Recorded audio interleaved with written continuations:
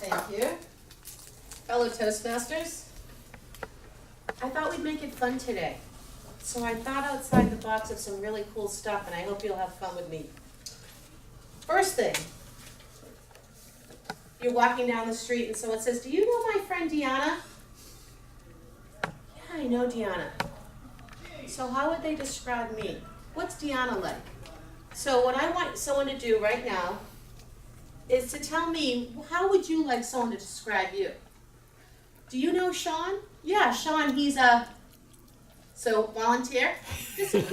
How would you like someone to say, "I know that person and this is what I know about them"?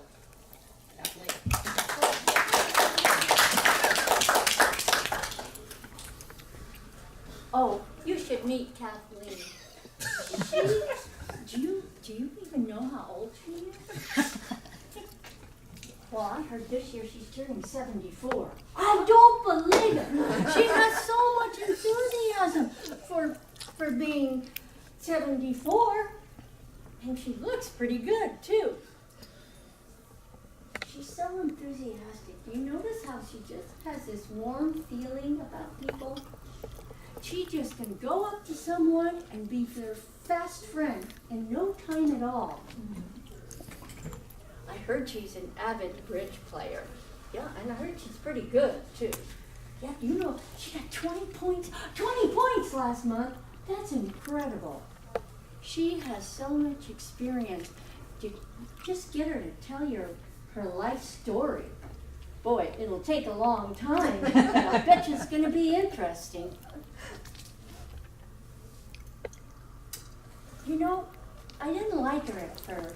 She kind of came off kind of strong, but when you get to know her, she's really warm deep down inside.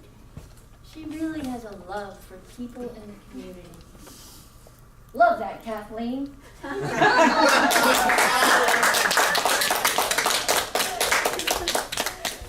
While I'm taking an operative approach to table topics, I hope you're enjoying yourself. So let's take this to another side of the spectrum.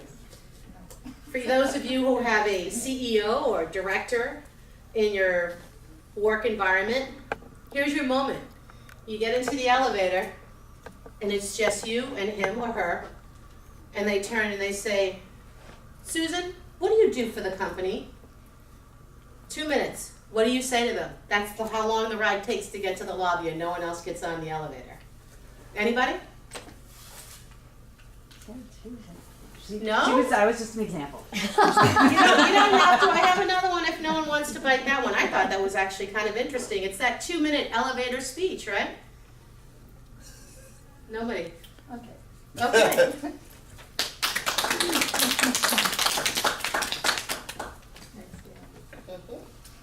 Good morning, fellow Toastmasters. As some of you know, this is my, can't think of the word, the thing that I always try for and never quite make. Does anybody remember what that word is? No? Okay. I can't remember it either. When I joined Toastmasters in 1990, 24 years ago, my purpose was so that I would be able to tell people what it is I do for a living. And I fell in love with Toastmasters, as probably everybody knows. I love it to pieces. I have so much fun in Toastmasters. But I've never quite vanquished this dragon of mine. So here it is. This is what I do for a living. And I love it. I just find it really hard to talk about it. I make life easy for people with regard to their money. People come to me, particularly people in relationships, so husbands and wives who have differing views of how money should be used and spent, come to me, and with my background in accounting and psychology, I help them find middle ground. I help them find ways that they can both enjoy the money that they spend. When people come to me and say, "We know that we want to save money for our children's college education, we just can't figure out how much and how we would do it." That's me. That's what I do for them. I help them figure out how much, and not too much, but how much is a reasonable amount, and where it could come from, what they could manage doing a little bit less. which is often going out to dinner, I'm afraid, but that's my fallback position. If people go out to dinner a lot, I often say, take some money from that and put it in something else. You can still go out to dinner, but you don't have to do it quite as much. So this is the main thing that I do. I love what I do. I don't understand why it's difficult for me to talk about it. It's some kind of aberration in my brain, I'm sure, because I want to tell people, and I love it and enjoy it, so I don't know why I can't talk about it. But now, thanks to Deanna, I have talked about it. I think you can check that off your list, because if I were the CEO, I'd be very impressed. And one thing I will tell you is, a really good friend of mine who's a life coach is never state your position. So if they say, what do you do? Well, I'm the public outreach and engagement manager. No, find another way to describe what that is. I find ways to better connect with the community through our organization. Oh, doesn't that sound much better? So do we have time for one more? Well, we didn't have time for any, so. That's okay, if we don't have time for any more, we don't have to. Okay. I'm sorry. You would have liked the next one. I love them all. We like them all. Okay, thank you, Deanna. Okay. You be a good politician, never tell them, what to do. Right? And Kathleen, being a roller derby, that's the thing I remember. They seem a little harsh when you first meet her there. Okay, and now we're going to introduce our general evaluator, and that happens to be Eileen. And welcome, Eileen.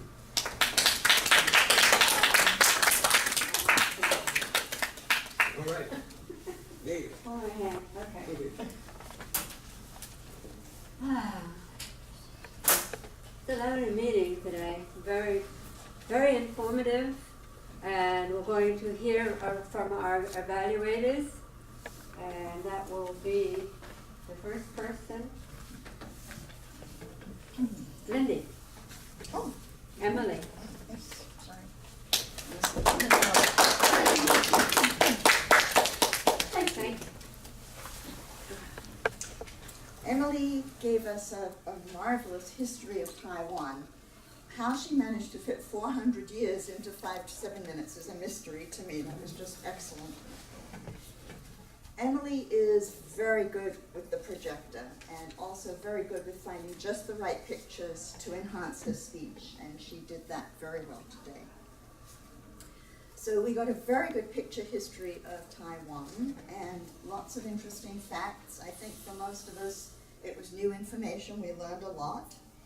And the climax of the story was, after all this back and forth between Taiwan and China, now there is sort of free trade between Taiwan and China. So that was the climax of the story, that they actually managed to get to that point. So that was great. There was lots of description of the various leaders, and I think we all found out how to pronounce names that we've all been pronouncing incorrectly all our lives, so that was very helpful. And yes, she did build a story. She did use a lot of description, so she did a very nice job, which is no aberration with Emily, because she always gives of her best, works hard, presents well. So that's the way that you get to present a speech like this. The gestures that she used, there was nothing that I found particularly memorable in the gestures, but they were natural and they fit with what she was talking about, so that was good. Her voice was nice and clear for the most part. This may just be me, but I still have problems with understanding some of the words or finding that some words are being used not quite correctly, but since she's giving a speech in a language that is not her first language, it's very impressive anyway. And she definitely did do, the topic of this speech is to bring history to life, and she definitely did do that. So all in all, an excellent job. Well done, Emily. Good one. And Candy? Just can't read my writing. It's me. Jim? Susan. Jim? Susan. Oh, sorry about that. Jimmy Sue, that's what Also they call known as me. Jim. AKA. Yeah. That's some Jim qualities to her. Forget what I was going to say. Oh yes, I was going to use the word of the day. It is not an aberration that Ken Lee gave a wonderful speech today. It was well written, well organized, well presented. They were very interesting concepts. I think most people enjoyed hearing about these. guidelines for good living, I'd say. They're simple concepts, yet they're difficult to execute and very much speech-worthy.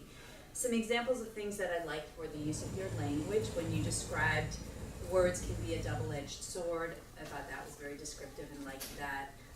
I liked how you built suspense before revealing the second agreement. You were telling us a story about your mother chiding you about exercise, and then you went over to reveal what the second agreement was, and I like that built-in suspense. Your use of your chart, actually though, it was very nicely done. You were prepared, you had it on the back of this board. The words were big enough that probably everybody could read them. That's often difficult for us to do. The tape system and folding down worked. A lot of times we envision these things and then when we get up here, they don't work. So that was very nice. You also had a nice handout for us to take away and think about. And on a grammarian's note, I would say it should probably say be impeccable with your words rather than be impeccable with your word. I liked your story about the couple when you were talking about the don't make assumptions, and I heard people saying, oh, and so I think that connected with people. What I would say that you could improve on is overall, this is an inspirational speech where you're trying to connect with people emotionally. I felt that the tone was a bit reserved, and there's a couple places I feel like you could improve on being a bit more expansive, a bit more out there to connect with people emotionally. In terms of body language, I noticed you doing some stage anchoring, which was nice. We had a workshop about that, and it's fun to see when people are implementing that. But your hand position was kind of like this, and you were moving your right hand sometimes. And I most enjoyed when you made more expansive gestures. So I think somehow bringing in more body language, illustrating things, would have more of an impact. And also more vocal variety, highs and lows. I think overall your volume could be a little bit higher. We were also competing with some noise over there. So those are things that I think, especially for an inspirational speech where you're trying to connect with people emotionally, in order to get them to take an action, that those are things that would improve it.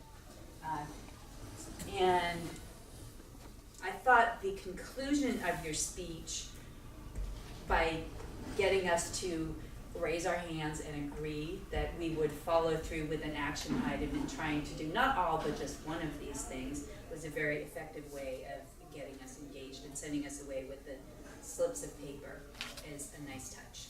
Very well done.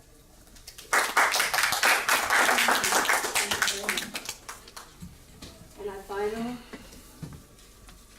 situation is to start with the roll. No, not yet. One more speech. Oh, Sean, I'm sorry to leave you out.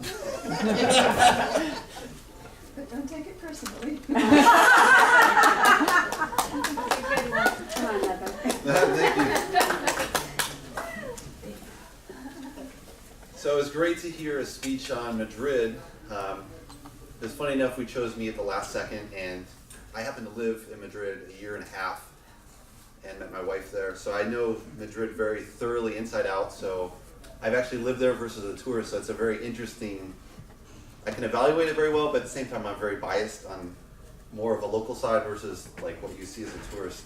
I thought she walked through very well the street scenes of Madrid. She's picked an excellent place to actually stay in her hotel, which is Puerta del Sol, which is actually the center of Madrid and Spain. All the highways are actually marked 0 from there.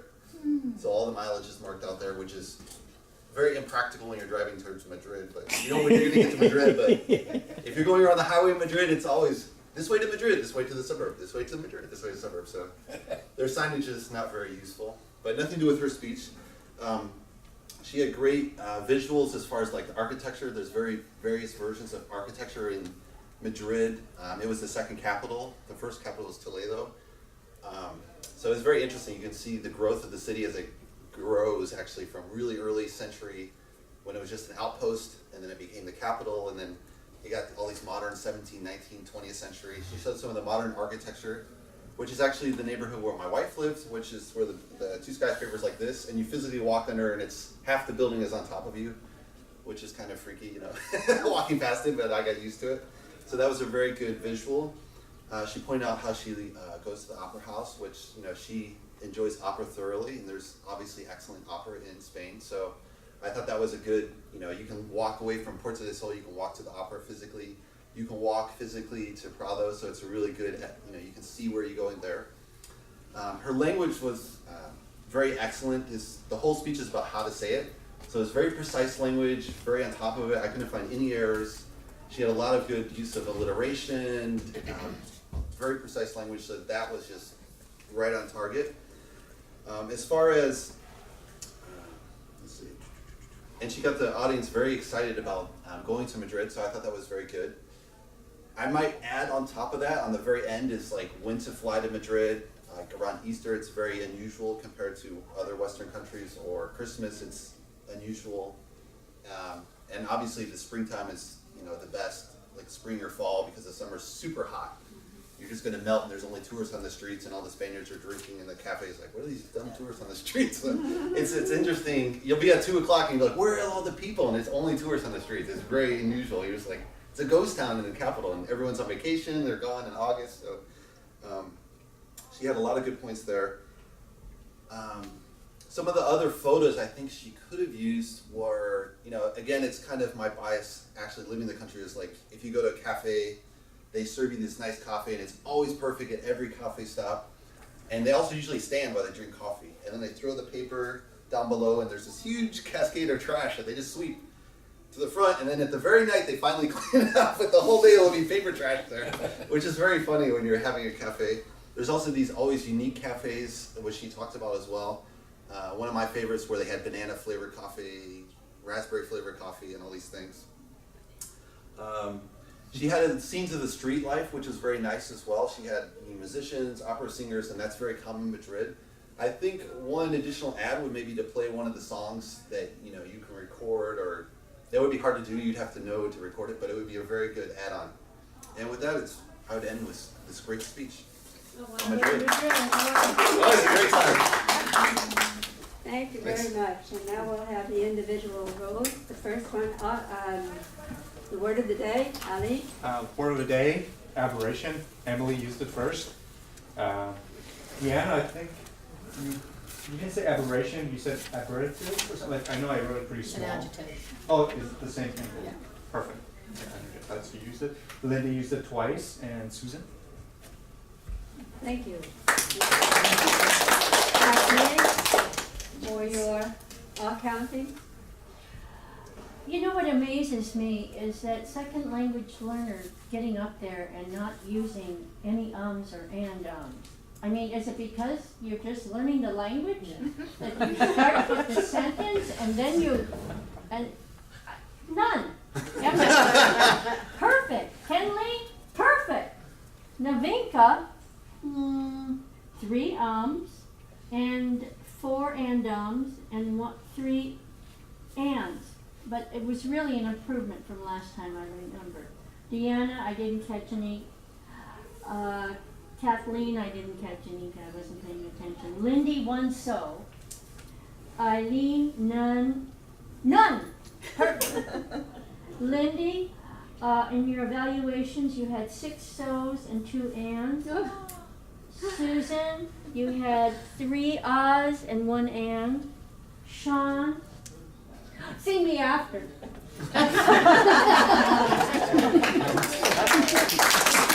Was he an aberration? Aberration this time. Aberrative.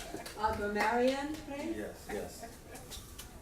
Now, Emily, what I enjoyed was hearing the accurate pronunciations of the names. We're used to hearing Chiang Kai-shek. And I found out it's Chiang Kai-shek or something like that. So I enjoyed hearing that and seeing that. Kinley lived life with clarity and certainty. Tremendous power. Tremendous in itself is a very dynamic word, and power coupled with that, tremendous power, very impactful. And I think maybe the next sentence used the phrase truth and love to provide some balance there, right? Drama out of nothing, which I think we've all kind of seen that somewhere in our lives. Navanka had a plethora of colorful phrases, and I couldn't keep up with them. So, starting with the grandeur, Art Deco and neoclassical, very specific architectural concepts juxtaposed, serendipities, pulse of life, best of life, ubiquitous cafes, happy hub, feel life around me, dynamic, spontaneous conversations, and it goes on and on. So thank you for that, for those. Lindy, climax of the story, very descriptive. Can't read my own writing here. Look like Sean. No, that's Susan. Mother chiding you, chiding you. And elevator speech, concept that we all should be aware of and have in our back pocket, right? So that's it. Thank you. And the timer. Jim? Emily 9:38, Emily 9:26, Leviticus 7.